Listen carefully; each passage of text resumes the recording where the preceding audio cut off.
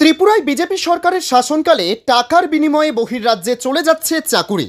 বিস্ফোরক ত্রিপুরা প্রদেশ কংগ্রেস মুখপাত্র প্রবীর চক্রবর্তী। আগরতলা ত্রিপুরা প্রদেশ কংগ্রেস ভবনে এক সাংবাদিক সম্মেলন করে ত্রিপুরা প্রদেশ কংগ্রেস মুখপাত্র প্রবীর চক্রবর্তী বললেন, ত্রিপুরায় সুশাসনের নামে কুশাসন চলছে। সুশাসনের ত্রিপুরায় বিজেপি সরকারের শাসনকালে টাকার বিনিময়ে বিক্রি হয়েছে group D চাকুরির offer.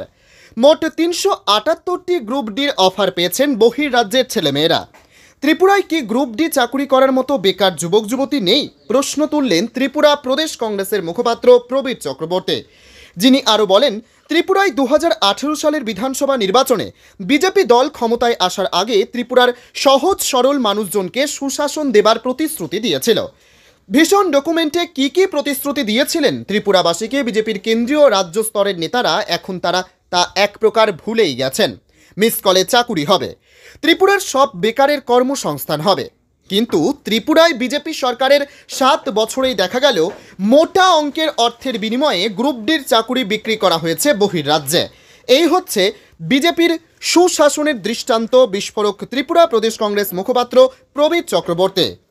Bureau report, crime press Bengal.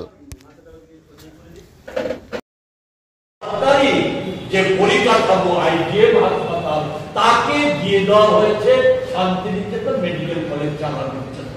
এই শান্তিনিকেতন মেডিকেল কলেজের অন্যতম মালিক, যার সবচাইতে বেশি অর্থ সেই মেডিকেল কলেজে আছে, তিনি আর কেউ নন, তিনি হচ্ছে এই পশ্চিমবাংলার গরু পাচার মামলার গ্রেপ্তার হওয়া, জেল থেকে আসা একজন অভিযুক্ত তৃণমূল নেতা সুদাস ঢাকা সেখানে থাকে। আমাদের উচ্চনগর জমিদার, আমাদের কংগ্রেস দলের সিডব্লিউসি সদস্য বিধায়ক, মাননীয় বিধায়ক সুদীপ রায় বর্মন বিধানসভার ভেতর জানতে চেয়েছিল এই যে একটা মেঘালয়ের একটা সংস্থাকে হাসপাতালকে জমি দিয়ে দেওয়া হচ্ছে, এই জমি দেওয়ার পেছনে সত্যটা কি? কেউ খোলাসা করে অনেকটা পূর্বতন সরকারের মতো।